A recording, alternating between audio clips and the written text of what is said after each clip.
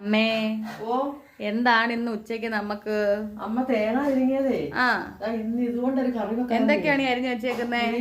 ആ തക്കാളി, ആ മാങ്ങ. ഓക്കെ. ഇത് കറി വെച്ച് കഴിഞ്ഞാൽ നല്ല രുചിയാ. അപ്പൊ നമുക്ക് ചെയ്യുന്ന വിധം ഒന്ന് കാണാം അല്ലേ? ഓക്കെ. പിന്നെ ആ ഈ മുരിങ്ങയ്ക്കായും തക്കാളിയും മാങ്ങായും കൂടെ വെച്ച് വേവിക്കും. അരപ്പരച്ച് വെച്ചേക്കുന്നു. നോക്കട്ടെ എന്തൊക്കെയാണ് അമ്മ അരപ്പിന് വേണ്ടി എടുത്തേക്കുന്നത്?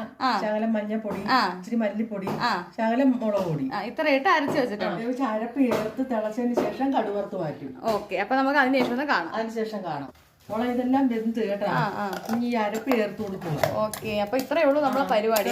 കറിയുടെ പരിപാടി ഇളക്കി കൊടുക്കണം. എന്നിട്ട് ഇത് തിളച്ച് വെന്തതിന് ശേഷം കാണാം.